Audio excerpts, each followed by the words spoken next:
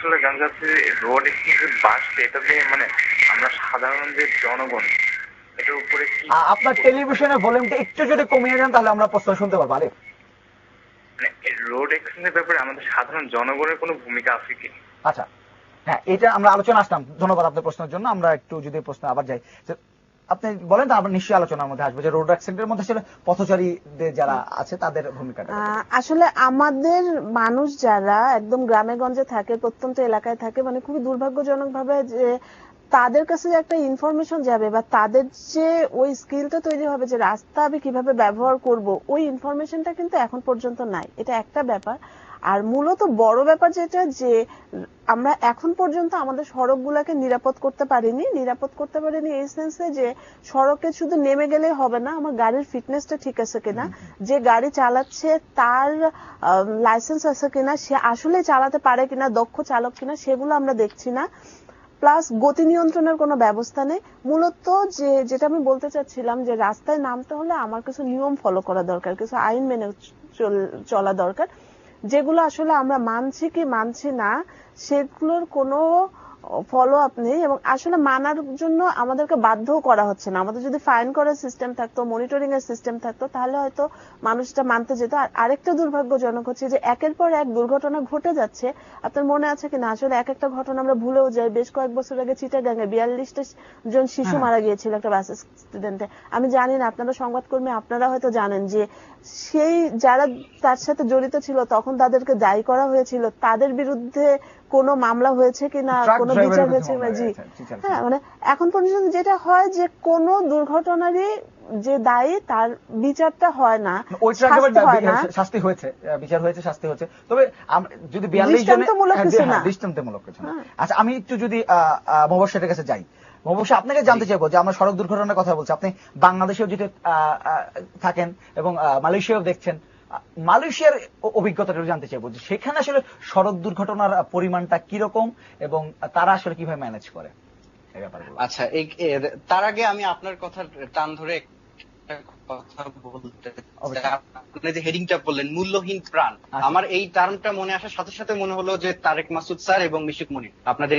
ATN এর, তো তারা কিন্তু রাস্তায় পড়েছিলেন 5 থেকে 6 ঘন্টা। মানে তারা যে এত মেধার অধিকারী, কিন্তু সেখানে তারা মূল্যহীন প্রাণের মতোই পড়েছিলেন। তো যাই হোক, এগুলো থেকে আমাদের শিক্ষা নেওয়ার আছে।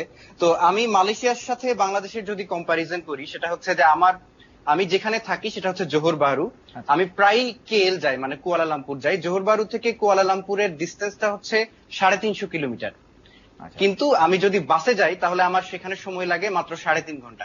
তার মানে বাস ড্রাইভার প্রত্যেক ঘন্টায় 100 কিলোমিটারের বেশি চালাচ্ছেন। তো এত স্পিডে গাড়িগুলো যায়। আমি যদি প্রাইভেট কার নিয়ে যাই তাহলে 150-200 স্পিডেও কোনো প্রবলেম নাই, কিন্তু এত স্পিডে চালানোর পরেও কিন্তু কোনো অ্যাক্সিডেন্ট আমরা পাই না। আমি যতবার কেএল গিয়েছি, মানে কুয়ালালামপুর গিয়েছি, কোনো অ্যাক্সিডেন্ট নাই। এটার অনেকগুলো কারণ বলা যাবে।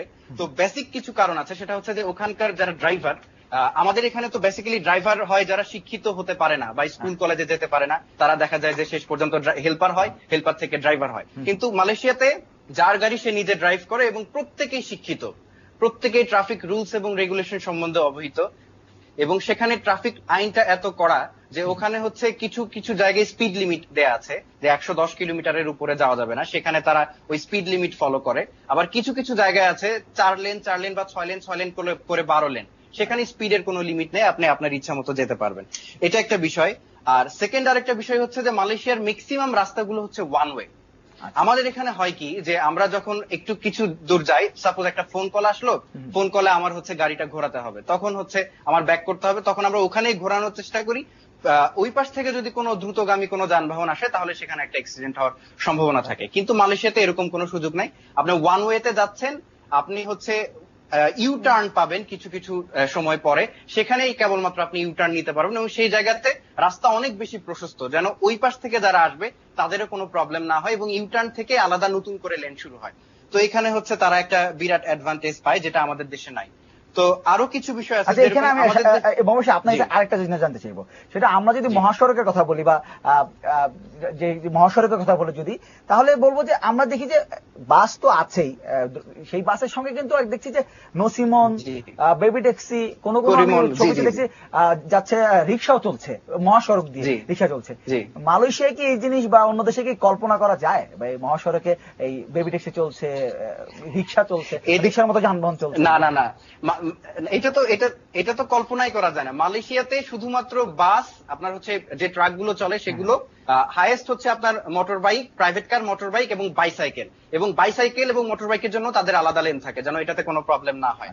আর ওই যে আপনি বললেন অটো বা সিএনজি বা নসিমন করিমন, এরা কিন্তু চালাইলে প্রবলেম নাই, মানে সেই সেন্সে প্রবলেম নাই যে এরা যদি সাইড দিয়ে চালায় আস্তে আস্তে সেটাতে কোনো প্রবলেম নাই, কিন্তু তারা তো কম্পিটিশন নিয়ে চালায়, তারা এমন ভাবে চালায় যে তারা বাসের সাথে টেক্কা দেবে, তারা হচ্ছে সিএনজি নিয়ে ট্রাককে ওভারটেক করবে, এইসব জায়গাগুলোতে অনেক বেশি প্রবলেম। আর তার চেয়ে বড় বেশি প্রবলেম যে এই যে নসিমন করিমন বা অটো, এগুলোর ফিটনেসের কিন্তু খুবই বাজে অবস্থা আমাদের দেশে। এই কারণে আমরা প্রায় দেখতে পারি যে অটো রিক্সার সাথে সিএনজি বা মাইক্রো এগুলোর অ্যাক্সিডেন্ট, এবং এটার রেটটা অনেক বেশি। একজন ড্রাইভার, যদি মালয়েশিয়ার কথাই বলি, যে ওই যে রাস্তাটা আমি বললাম 350 কিলোমিটার, বা অন্য কোনো রাস্তায় যদি যান, পেনাং যান কুয়ালালামপুর থেকে, আমি এরকমও দেখেছি যে বাস ড্রাইভাররা প্রায় ঘুমিয়ে পড়েন। কারণ হচ্ছে যে রাস্তা এত স্মুথ এবং এত টেনশন মুক্ত যে মানে আর কিছুই করার থাকে না ড্রাইভারের, জাস্ট স্টিয়ারিং ধরে থাকা ছাড়া। কিন্তু আমাদের এখানে ড্রাইভারদের অনেক বেশি কশাস হতে হয়, এবং কশাস হওয়ার কারণই হচ্ছে এই যে এই অটো বা নসিমন করিমন যেগুলো বললেন, তাদের হচ্ছে রিস্কি ড্রাইভিং। আমি স্বাগত আমাদের সঙ্গে যোগ করার চেষ্টা আমি একটু মুবাশশিরের সাথে যোগ করতে চাই, যে যেটা হচ্ছে উনি যেটা বললেন যে মালয়েশিয়াতে এরকম, এটা আসলে শুধু মালয়েশিয়া না, আমার কাছে যেটা মনে হয় যে সারা পৃথিবীর নিয়ম একরকম। ইভেন আমাদের পাশের দেশ ইন্ডিয়াতেও এই হাইওয়েতে এই ধরনের নিয়মেই চলে, শুধুমাত্র বাংলাদেশের ক্ষেত্রে এই ব্যতিক্রমগুলো দেখে, হ্যাঁ, যে খুব দুঃখজনক ব্যতিক্রম গুলো বাংলাদেশে ঘটে। অবশ্যই যেমন বলছিলেন যে মালয়েশিয়ায় বা তিনি লিখেছেন যে ড্রাইভাররা শিক্ষিত, তারা নিয়ম কানুন জানেন কিভাবে চালাতে হয়, মানে এক ধরনের ট্রেনিং নেওয়ার পর তারপরে তারা আসছেন এখানে। বাংলাদেশের ড্রাইভিংটা হয়ে গেছে আমাদের গুরুমুখী বিদ্যার মতো, যে আমি একজনের কাছে আন্ডারে হেল্পার হব, তার কাছে চালানো শিখবো, তিনি যদি ট্রাফিক আইন না জানেন তাহলে আমিও জানবো না, এবং তারপর গাড়ি চালাবো, আল্লাহর নামে যা হয় হলো। এই হচ্ছে অবস্থা। ড্রাইভারদের শিক্ষিত, ড্রাইভার লেখাপড়া এবং ট্রেনিং দুইটাই আসলে দরকার কিনা এখন? মানে এটার পুঁথিগত বিদ্যার চেয়ে তো আসলে বেশি ভালো জানা দরকার যে সে গাড়িটা কিভাবে চালাচ্ছে এবং সে ট্রাফিক রুলস গুলো জানছে কিনা। পুঁথিগত বিদ্যার যে জন্য দিচ্ছি, ট্রাফিক রুলস জানতে গেলে তো আপনার সেটা তো বেসিক এডুকেশনটা তো দরকার আছে, হ্যাঁ, সেটা তো মানে মিনিমাম যেটা দরকার সেটা দরকার। কিন্তু যেটা হয় যে আমাদের লাইসেন্স দেওয়ার ক্ষেত্রে যেটা হয়, ট্রাফিক ড্রাইভিং লাইসেন্সের ক্ষেত্রে, সেখানে যে পুরোপুরি কোয়ালিটি চেক করে ড্রাইভিং লাইসেন্স দেওয়া হয় সেটাও কিন্তু না। এটাও আপনি দেখবেন সারা পৃথিবীতে ড্রাইভিং লাইসেন্স পাওয়াটা খুব কঠিনতম একটা কাজের এক অংশ, অথচ আমাদের দেশে যে কেউ যে কোনো ভাবে একটা ড্রাইভিং লাইসেন্স পায়, ড্রাইভিং লাইসেন্স নানা রকম ফরম্যাটে পায়, হ্যাঁ, মানে এক সময় ছিল না গলা কাটা পাসপোর্ট, এখনো এরকম আমাদের অনেক 2 নম্বরের ড্রাইভিং লাইসেন্স থাকে।